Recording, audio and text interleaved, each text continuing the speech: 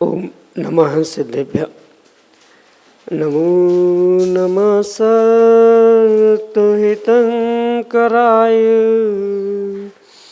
वीराय भव्याम्बुजभास्कराय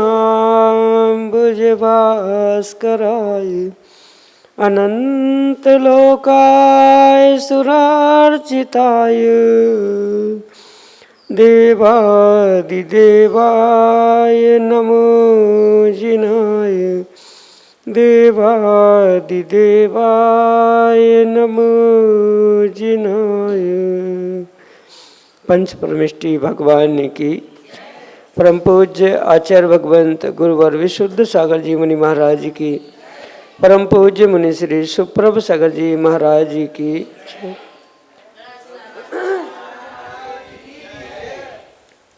समीचीन विकल्पों का सम्यक समाधान। सम्यक ज्ञान की वह अनूठी विधा जिसके माध्यम से हम सभी प्रतिदिन अपने ही मन के विकल्पों का सम्यक समाधान आगम के परिप्रेक्ष्य में प्राप्त करते हैं, और वही सम्यक समाधान हमारे आत्मा के कल्याण के लिए एक बहुत बड़ा उपयोगी साधन है। क्योंकि जहाँ मन की निर्विकल्पता है वही आत्मा का सुख है, और ऐसे आत्म कल्याण की अनूठी विधा हम सभी परम पूज्य मुनि श्री सुप्रभ सागर जी महाराज के मुखारविंद से प्रतिदिन प्राप्त करते हैं। आप भी अपना समीचीन विकल्प भेज सकते हैं और महाराज से उसका सम्यक समाधान प्राप्त कर सकते हैं। प्रारंभ करते हैं आज का सम्यक समाधान। और आज के पहले विकल्प के लिए श्रीमती राजकुमारी जैन छिंदवाड़ा मध्य प्रदेश से महाराज श्री के चरणों में बारंबार नमोस्तु निवेदित करते हुए अपना समीचीन प्रश्न रख रहे हैं कि महाराज जी, श्रमण संस्कृति के लिए एकल विहारी संत और एक ही को मानने वाले भक्त की भूमिका अच्छी है या नहीं।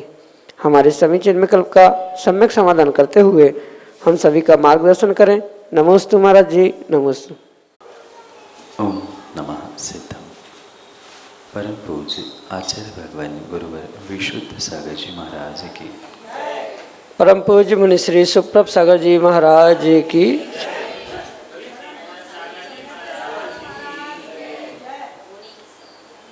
पंचम काल में आचार्य भगवंतों ने निर्ग्रंथ मुनियों के लिए एकल विहार का पूर्ण रूप से निषेध किया, और एकल विहार के मायनों को भी आगम के परिप्रेक्ष्य में समझना होगा।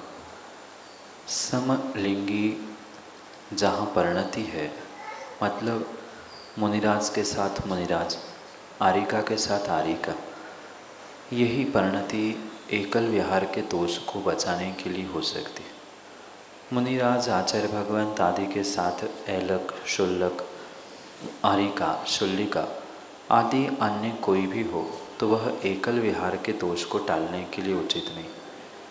मतलब यह है कि एक मुनिराज या एक आचार्य भगवंत और कई सारे शुल्लक, शुल्लिका या आरिका आदि भी क्यों ना हो, पर वहाँ एकल विहार ही आगम के परिप्रेक्ष्य में कहा जाए। और फिर तो अकेले ही मुनिराज विहार करने वाले, उनकी तो परिणति फिर भी आचार्य भगवंतों ने कैसे स्वीकार की होगी, ये संभव ही नहीं। इसलिए अवश्य समझे कि पंचम काल में मूलाचार जैसे महान ग्रंथ में आचार्य भगवंत लिखते हैं कि पंचम काल में किसी भी प्रकार से मेरा शत्रु भी क्यों ना हो, वह एकल विहारी नहीं होना चाहिए। ये आगम के प्रमाणों से समझना, क्योंकि उत्तम सहनन का अभाव, उत्कृष्ट ज्ञान का अभाव और भी काल के दोष से निमित्त से मुनिराजों को एकल विहार करने का पूर्ण रूप से निषेध ही किया है। जैसे मुनिराजों के एकल विहार का निषेध है, ऐसे ही श्रावकों के एकल मान्यता का भी निषेध आकर भगवंतों ने किया। जो साधु, जो श्रावक मात्र एक ही संघ, एक ही मुनिराज, एक ही गुरु, एक ही साधु की संकल्पना लेकर चलते हैं, उनको शायद अभी नमोकार महामंत्र पर ही श्रद्धा नहीं है। और जिसे नमोकार महामंत्र पर श्रद्धा नहीं है, उसके सम्यक दृष्टि होने का सवाल ही नहीं उठता।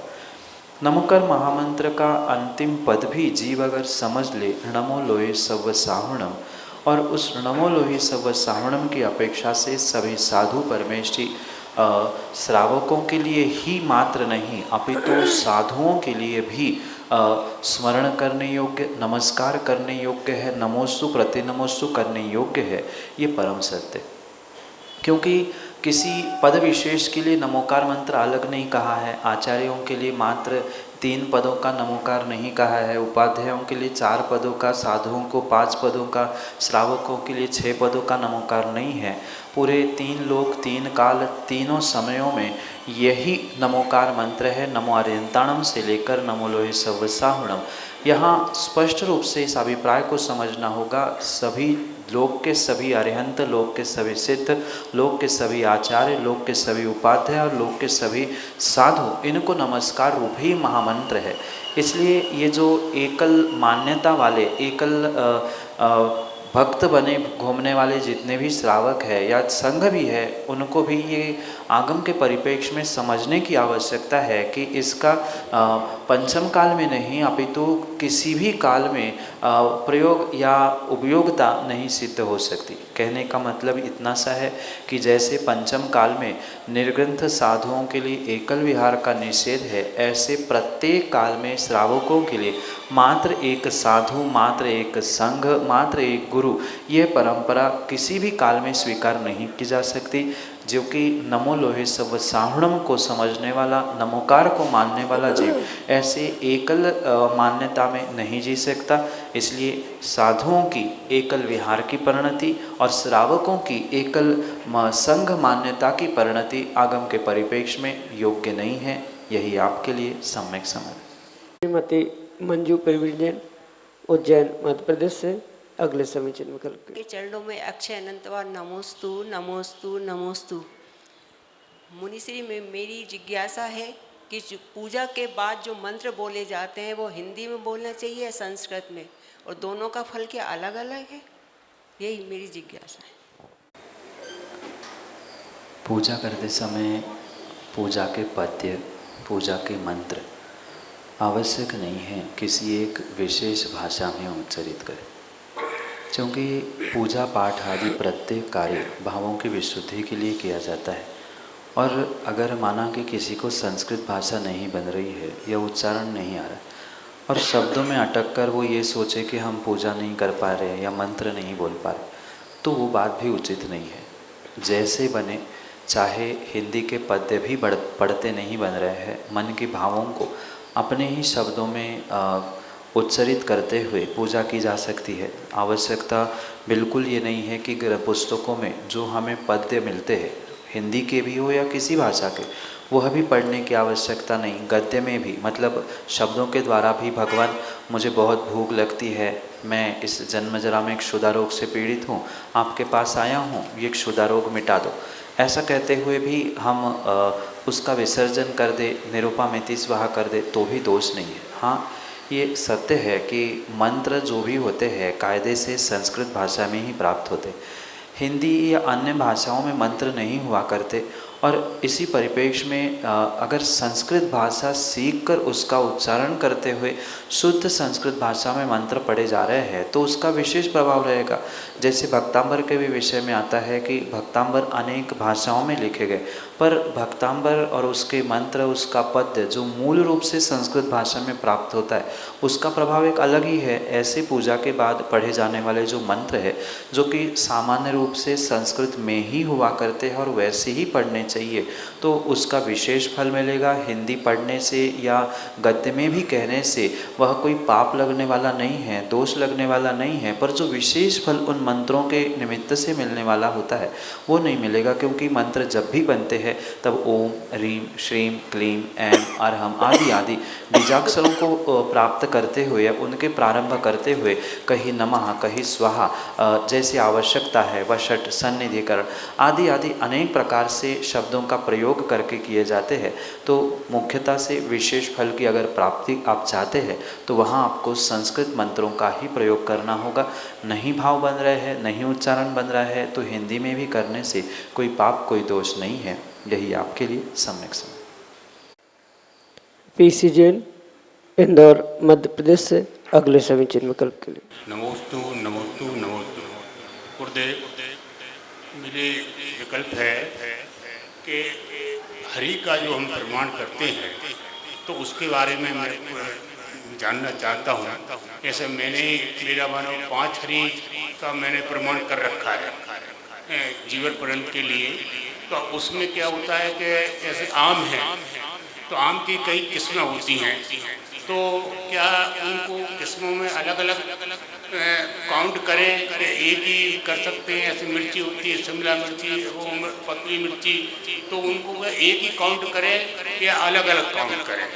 और इसमें दूसरा ये है कि मेरे तिलक जी ने मेरे को बताया कि आपने 5 का हरि का तो प्रमाण रखा है, लेकिन आपको सब हरियों का 5 के अलावा सबका दोष लग रहा है।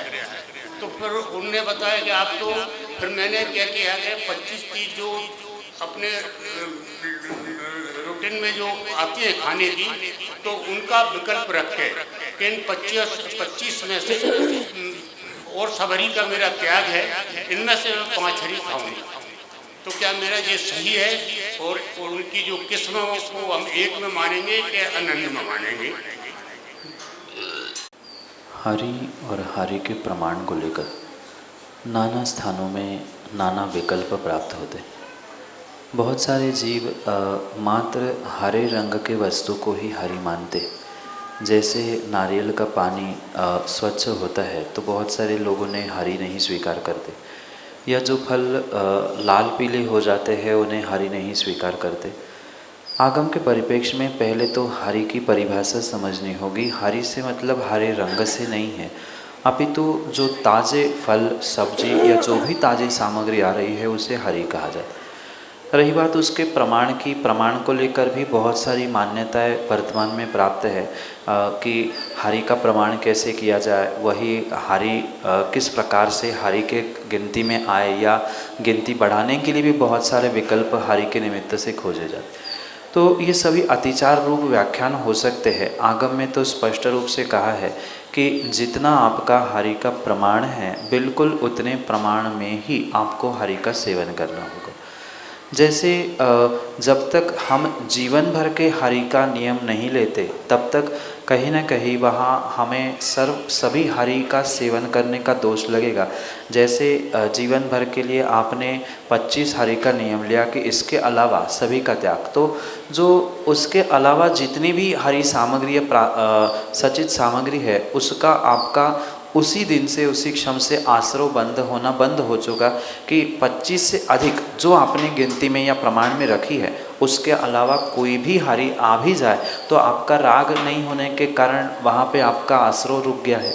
दूसरी बात, पुनः जो प्रतिदिन के सेवन के लिए आपने पुनः देश व्रत में पुनः दिग्व्रत में पुनः देश व्रत, जैसे दिग्व्रत और देश व्रत में सीमा में भी सीमा होती है, ऐसे ही इसके भी दिग्व्रत और देश व्रत रूप परिणाम होते। जीवन भर के लिए आपने 25 हरि का नियम लिया, उसमें से पुनः प्रतिदिन के लिए 5 हरि का सेवन करने का संकल्प लिया, ये बहुत श्रेष्ठ ही कार्य है। और साथ में ये भी ध्यान रखें कि भिन्न भिन्न जाति के जो फल है, मतलब एक ही प्रकार के आम के अनेक जातियाँ अनेक स्थानों से प्राप्त होने वाले फल है, जैसे कैरी है, आम है, तो इन सबको एक ही प्रकार का स्वीकार करने की आवश्यकता है। वो तो हरि संख्या उस एक जाति की होने से, क्योंकि नाना देशों के नाना फल आम के नाम से आते हैं, तो वे सभी एक ही प्रकार में एक आम की हरि में ही गिना जाएगा, चाहे वो हरा आम मतलब कच्चा आम हो कैरी के रूप में, पका हुआ आम हो, आधा कच्चा पका आम भी मिलता है तो वो भी क्यों ना हो, वे सभी जाति के आम नाम के ही हरि के अंतर्गत आएंगे। उस मिर्च आदि के भी विषय में यही समझना होगा। किसी का लाल रंग होता है आजकल, तो पीली भी मिर्च वगैरह आने लग गई।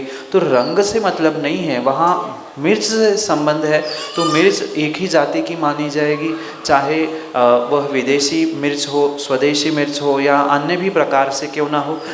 एक प्रकार की उस हरी में जो भी उसके सब वैरायटीज़ है, वे सभी वैरायटीज़ को एक साथ एक रूप में ग्रहण करना होगा।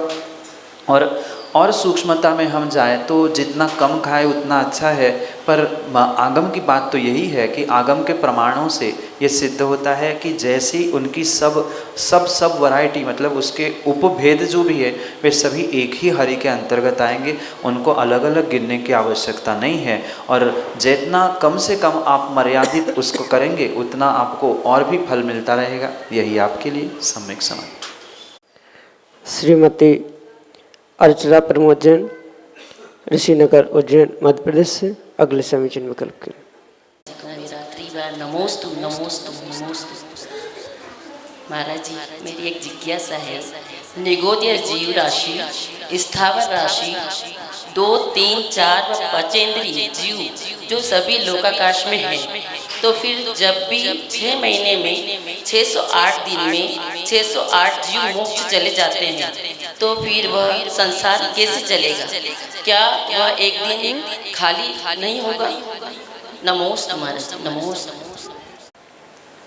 हाँ, ये परम सत्य है। इस पूरे लोकाकाश में अनेक प्रकार के स्थावर त्रसादी जीवों की उपलब्धि होती है, पर इनकी जो राशि कुछ योनि आदि आदि के निमित्त से या विभाजों से प्राप्त होती है, वह राशि, वह संख्या मात्र निगोदिया को छोड़कर प्राप्त होती है। क्योंकि निगोदिया जितने भी जीव है, चाहे वह इतर निगोदिया हो या नित्य निगोदिया हो, उन निगोदिया जीवों की संख्या अनंतानंत कही गई है।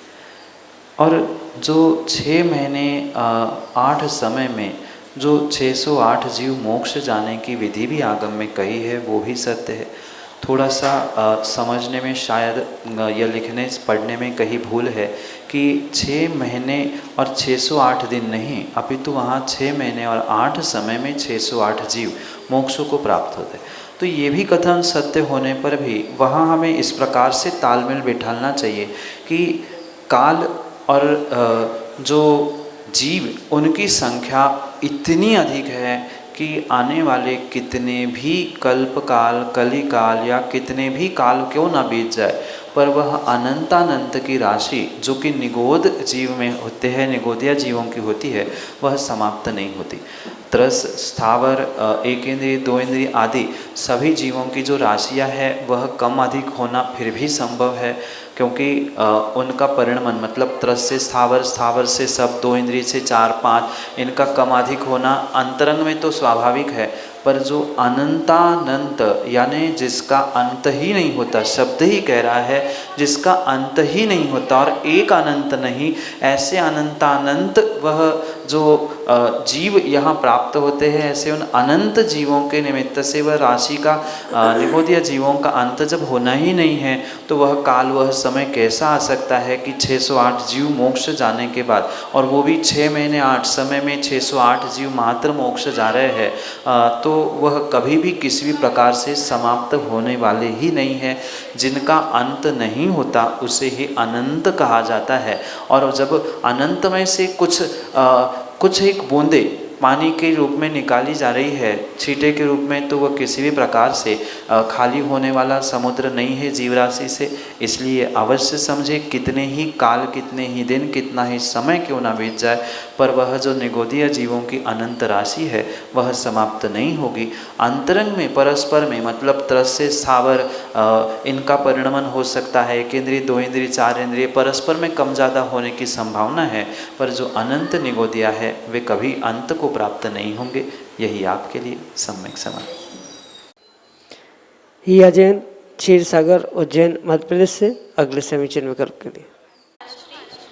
मेरा प्रश्न यह है कि अगर अपन किसी और मंदिर जाते हैं तो वहाँ जाना अपने लिए उचित है? अगर अपन किसी और भगवान की प्रतिमा के सामने नमोकार मंत्र बोलते हैं तो क्या वह सही है? आगम की व्यवस्था और व्यवहारिकता ये दोनों भिन्न भिन्न है। अगर हम आगम की व्यवस्था को समझें तो किसी भी प्रकार के अन्य स्थानों में पहुंचना उनकी कृतकारिता अनुमोदना से पूर्ण रूप से मिथ्यात्व के सेवन की ही पुष्टि करने योग्य है। और भले ही वहाँ पहुंचकर आप नमोकार पढ़ो, पर आपको देखकर अगर 4, 6, 10 व्यक्ति ये सोचते हैं कि वो पहुंचकर कर सकते हैं तो हम भी प्रणाम कर रहे हैं। भले ही मन योग से आपने नमोकार पढ़ा, पर काय योग तो वह अन्यत्र ही पहुंचा था, क्योंकि मन से, वचन से और काय से, इन तीनों योगों से अलग अलग रूप से कर्मों का आश्रय होना संभव है। तो मन से आप तो नमोकार पढ़ रहे हैं, तो दुनिया को तो मिथ्यात्व की अनुमोदना दिख रही है। काय योग से आपने मिथ्यात्व की अनुमोदना की है, तद्रूप ही आपको वहाँ फल प्राप्त होगा। इसलिए ऐसा कार्य करना उचित नहीं है। नमोकार ही पढ़ना है तो हम कहीं भी बैठ के पढ़ेंगे। व्यवहारिकता निभाने के पीछे हम किसी भी प्रकार से इस मिथ्यात्व को प्राप्त करें, ये उचित नहीं है। यही आपके लिए सम्यक समय। श्रीमती रेणु गोधा, इंदौर, मध्य प्रदेश से अगले समीचीन विकल्प कि वर्तमान में जो हमारे तीर्थ क्षेत्रों पर जो उपसर्ग कहेंगे वो चल रहा है, गुरुओं पर चल रहा है, इसके लिए हम श्रावकों का क्या कर्तव्य है, हमें क्या करना चाहिए कि हम अपने मतलब मानव जीवन को भी सफल करें और हमारे क्षेत्र भी सुरक्षित रहे और गुरुओं का भी सम्मान रहे। नमोस्तु गुरुदेव, नमोस्तु। वर्तमान में जो तीर्थ क्षेत्रों पर और दिगंबर गुरुओं पर उपसर्ग हो रहे हैं, उसकी एकमात्र सबसे बड़ी जिम्मेदारी अगर किसी के पास है, किसी के कारण ये उपसर्ग वर्तमान में देखने में आ रहे हैं, तो वह मात्र और मात्र श्रावकों की एक नज़रअंदाज पाना कहना कह दो, या श्रावक समाज आदि का जो वर्तमान में प्रमाद है, उस प्रमाद के कारण ही ये उपसर्ग साधुओं पर और अपने तीर्थ क्षेत्रों पर हो रहे। अगर प्रत्येक श्रावक और प्रत्येक नगर की समाज ये सोच ले, समझ ले कि हमें अपने कर्तव्यों का पालन, 6 आवश्यकों का पालन प्रतिदिन करना है, तो ये नौबत कभी भी आ ही नहीं सकती। ये नौबत मात्र और मात्र जो वर्तमान में एक समाज की, युवाओं की और सभी की उदासीनता से जो दिल में, मन में छाई है, उसी कारण से हो रही है। इतना ही नहीं, ये भी वर्तमान में देखने में आ रहा है, राग द्वेष के कारण जो पंथों में और संतों में समाज ने बंटना सीख के रखा है कि ये उनके गुरुजी है, ये उनका क्षेत्र है, हमें उनसे क्या मतलब। ये जो छोटी सोच हुई है और एक प्रमाद की स्थिति जो वर्तमान में बनी है, उसी कारण से ये बहुत बड़े बड़े उपसर्ग हमारे तीर्थ क्षेत्रों पर, हमारे दिगंबर गुरुओं पर आज हो रहे हैं। अगर श्रावक थोड़ा सा भी चेत जाए, जाग जाए और अपने कर्तव्यों का कभी कभार नहीं, महीने में एक बार टूर लेके पहुंच जाना, कभी कभार तीर्थ क्षेत्र की वंदना करने जाना, ये तो फिर भी ठीक है, पर प्रतिदिन कर्तव्यों का पालन करना, देव पूजा, गुरुपास्ती आदि को जीव समझ लेगा तो कभी गुरुओं पे उपसर्ग नहीं हो सकते। क्योंकि ये मतभेद और रागद्वेष की जो ये सिचुएशन वर्तमान में बनी है, इसी कारण से ये बहुत सारी विडंबना वर्तमान में देखने में आ रही। अगर थोड़ा सा भी विवेक जागृत करते हुए जीव ये सोच ले कि तीर्थ क्षेत्र या किसी भी दिगंबर गुरु पर उंगली उठती है या उपसर्ग होता है तो हमारी जैन समाज की, जैन धर्म की क्षति होती है, ये बड़ी सोच लेकर अगर व्यक्ति विचार करता है तो आने वाले समय में ये उपसर्ग आदि होना कुछ अंशों में कुछ हद तक कम हो सकती। आज कोई भी व्यक्ति टीवी, मोबाइल आदि के माध्यम से जो चाहे निर्ग्रंथ गुरुओं के बारे में कह देता है और समाज इतनी सीधी बनती है कि उन्हें उनसे कोई भी लेना देना नहीं होता। 1-2 दिन प्रदर्शन कर लिया, मात्र अपना प्रदर्शन करके फ़ोटो खिंचवा ली, दुनिया को दिखा लिया यहाँ पर इतने अच्छा प्रदर्शन हुआ, बस दूसरे दिन से हम शांत हो गए। जिनका जो हो चुका उसके बारे में कभी विचार करके हुए आने वाले समय में ऐसा ना हो, इसके लिए क्या करें, क्या नहीं किए, ये विचार शायद किसी समाज ने, किसी व्यक्तिगत श्रावक समूह ने नहीं किया है। और ये जब तक मिलकर कुछ करने का पुरुषार्थ नहीं किया जाएगा, तब तक ये घटनाएं, दुर्घटनाएं पुनः पुनः दोहराती जाएंगे इसलिए विवेकपूर्वक प्रत्येक समाज को अपने श्रावक के कर्तव्यों के साथ साथ इन राग देश की जो विपरीत परिस्थिति और विडंबना, स्पंथवाद, संघवाद, संतवाद, ग्रंथवाद आदि जितने भी वाद विवाद चल रहे हैं उन सबको छोड़ते हुए पुनः एक बार एकजुट होते हुए कुछ विचार विमर्श करना होगा। बहुत सारी राष्ट्रीय स्तरीय ऐसी संगठना हमारी जैन समाज की है जो बहुत अच्छे तरीके से इस आवाज़ को उठा सकती है, पर वे भी आज शांत है क्योंकि उनको यही लगता है जब तक हमारा कार्य हो रहा है तब तक हम आवाज़ उठा के किसी के सामने बुरे क्यों हो। इसलिए छोटों से लेकर बड़ों तक मात्र कुछ एकाध 2-4 दिन के प्रदर्शन से काम नहीं होगा। कुछ ठोस कदम इस विषय में एकत्रित होकर विचार विमर्श करते हुए निर्णय तक पहुंचने की आवश्यकता है। अन्यथा पुनः पुनः ये उपसर्ग का दौर इस समाज में, समाज के धर्मात्माओं पे, देवशास्त्र गुरु पर हमेशा ही होता रहेगा। कर्तव्यों का पालन कुछ दिन नहीं प्रतिदिन करने का संकल्प प्रत्येक व्यक्ति अगर लेगा तो कभी ये विडंबनाएं देखने में नहीं आ सकती। और ये भी बहुत बड़ी विडंबना है कि देवशास्त्र गुरु की व्यवस्थाओं के लिए जैसे अनेकानेक लगभग सभी स्थानों पर जो नौकर रखे गए हैं उनके कारण से ये प्रमाद भी बढ़ रहा है और उनके ही कारण से ये दुर्घटनाएं भी कई स्थानों पर देखने में आई। नौकरों के हाथ में मंदिर सौंप दिया, नौकरों के हाथ में गुरुओं की व्यवस्था सौंप दी। अब वो नौकर जाने उसे पैसे से मतलब, उसे ना श्रद्धा थी ना उसे देवशास्त्र गुरु से मतलब था। तो ऐसी विडंबना के कारण वर्तमान में क्षेत्रों की, मंदिरों की और भगवंतों के साथ साथ गुरुओं की भी विराधना और ये विडंबना होते हुए देखने में आ रही है, जिसके कारण से ये उपसर्ग मात्र कुछ एक गुरुओं पे, किसी प्रांत में नहीं पूरे जैन धर्म पे है। ये सोचते हुए कुछ कदम मिलकर उठाने की आवश्यकता है। यही आपके लिए सम्यक समय। व्हाट्सएप के माध्यम से ही ऑडियो मैसेज का एक विकल्प होता है, एक माइक का बटन होता है। उस माइक के बटन को दबा के आप अपनी खुद की आवाज़ में अपना विकल्प हम तक पहुंचा सकते हैं। उस वीडियो क्लिप, उस ऑडियो क्लिप को हम अपने चैनल पे प्रसारित करते हुए आपका विकल्प प्रसारित करेंगे और मुनिश्री के मुखारविंद से हम सभी लाभान्वित होते हुए सम्यक समाधान को प्राप्त करेंगे। सम्यक समाधान एक ऐसा कार्यक्रम है जिसके माध्यम से लाखों लोगों के मन में उठने वाली जो जिज्ञासाएं हैं, जो शंकाएं हैं, जो विकल्प है, उसका समाधान मुनिश्री सुप्रभ सागर जी माध्यम के मुखारविंद से हम सब लोग प्राप्त करते हैं। अगर आप इस चैनल को नहीं जानते हैं, सुप्रभ उवाच इस चैनल का नाम है। सुप्रभ सागर जी महाराज जी का नाम सुप्रभ उवाच, कितना सिंपल और स्वीट। सुप्रभ उवाच, जो वाणी होती है उसको हम उवाच भी कहते हैं। एक अच्छे तरीके से, या अगर हम कहते गरिमापूर्ण शब्द किसी वाणी का है तो वो उवाच है। तो वाणी, उवाच, सुप्रभ की वाणी, सुप्रभ का उवाच, सुप्रभ उवाच, यह हमारा यूट्यूब चैनल है। अभी कल ही हमने सुप्रभ उवाच इस नाम से यूट्यूब ऐप लॉन्च किया है।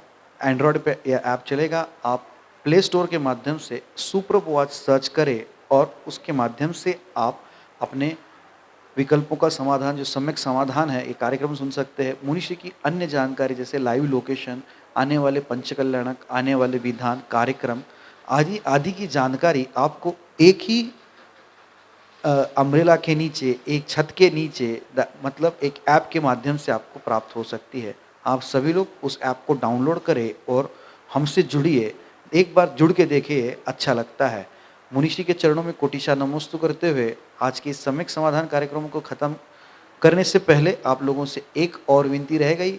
शाम को 7:40 पे जिनवाणी चैनल को देखना ना भूलिएगा। जिनवाणी टीवी चैनल पे मुनिश्री के प्रवचन प्रतिदिन 7:40 पे प्रसारित होते हैं। आप सभी लोग घर बैठे मुनिश्री का वाणी का लाभ टीवी चैनल के माध्यम से भी ले सकते हैं। ठीक शाम को 7:40 पे। आप सभी को जय जिनेंद्र करते